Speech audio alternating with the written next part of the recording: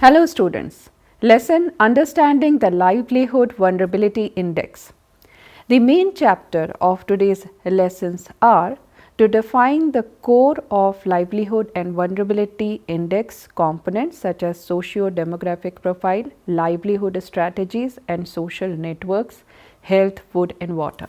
The second objective is to make you understand the implementation of livelihood vulnerability index calculation protocols using household survey data, normalization techniques and balance averaging across even vulnerability dimensions. The third objective is to make you understand the construction of composite LVI IPCC indices mapping exposure, sensitivity and adaptive capacity for district level climate risk profiling.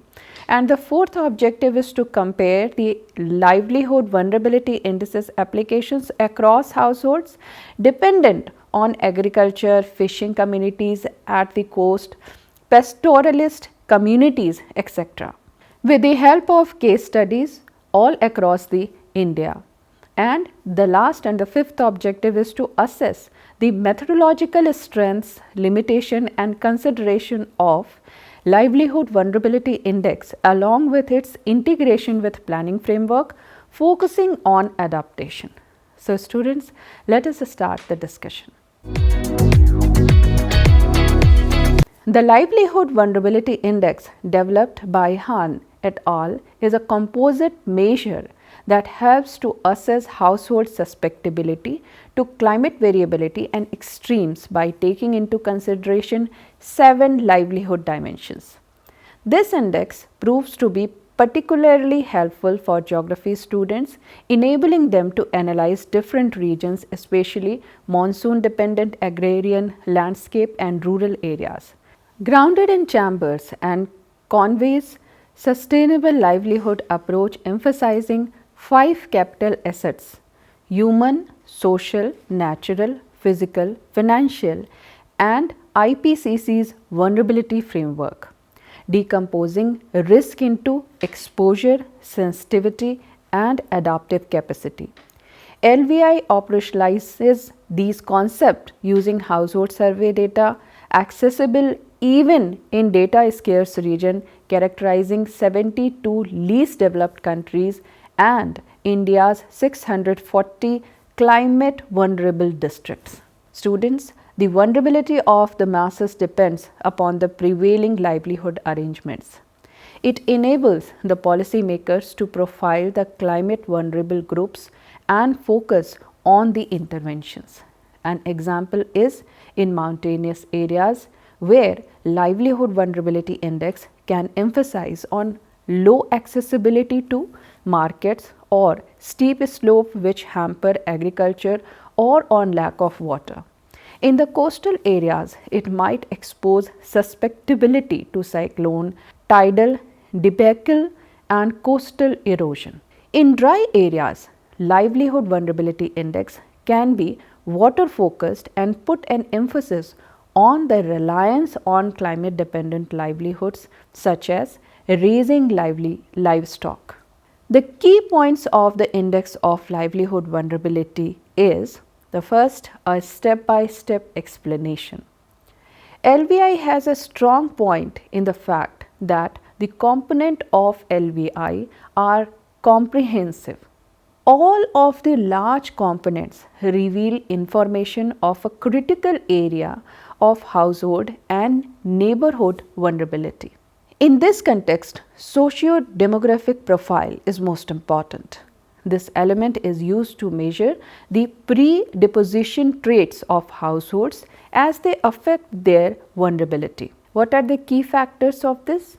The key factors include household size, age structure, dependency ratio, education level of house head, gender of household head, access to basic services, large size households, high dependency ratio and low level of education are usually susceptible because they have less ability to earn income, use new technologies or recoil swiftly to shocks. Students, there might be extra limitations to the female headed households based on economic, cultural or institutional factors.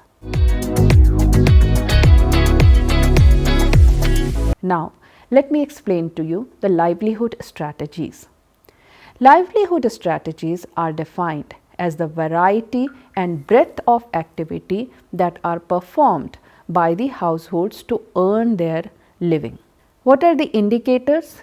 The indicators include number of income sources, reliance on activities of climate sensitivity, availability of other livelihood, seasonal migration, employment structure, communities with high dependence on one type of livelihood like rain-fed agriculture are at risk compared to those which have diversified sources of livelihood like livestock, veg work, small-scale businesses or remittance. Diversification increases the adaptive capacity since risks are spread in various income streams.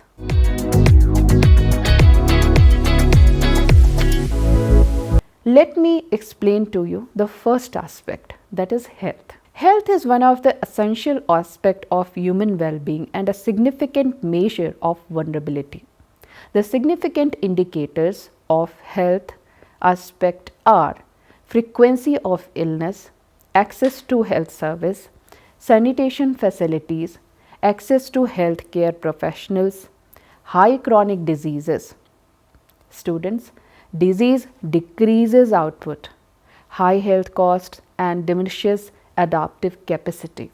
Health services are bad in rural or remote places, which make people sensitive toward climate shocks, particularly disease outbreak due to water scarcity, temperature change or severe weather. Now let me explain to you food vulnerability.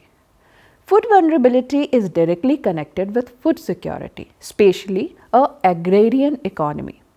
Indicators of food security include availability of household food, frequency of food shortage, dependence on bought food and an alternative to home-grown food, access to markets, seasonal food variability. Societies that rely on crops that are climate dependent can be affected by drought, flood or an epidemic of pests regularly. Students, vulnerability can be decreased through market access, which helps in purchasing food even in periods when production is low.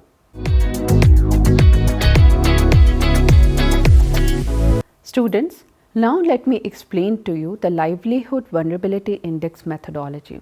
What are the geographic and climate vulnerability applications? The choice of indicators and the gathering of data for this kind of analysis must follow participatory rules that are carefully chosen to fit the field of geography.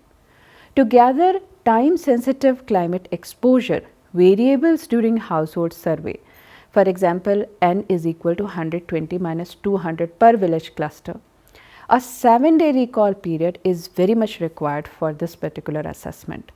The result can help to understand a lot of things like how collecting water for more than 45 minutes a day shows that groundwater is running out, or how eating less than 3 meals a day shows that the monsoon is not working. Life histories also show long-term health problems that are linked to heat stress and changes in the environment. There are many important sources of data that suggest important insights. These could be things like lists of assets that keep track of drought-resistant crop types, livestock breed that can survive with little food, and tube well ownership that shows how and where irrigation is used. Students, the Indian Meteorological Department's climate data also gives us district records that go back many years and include monthly observations.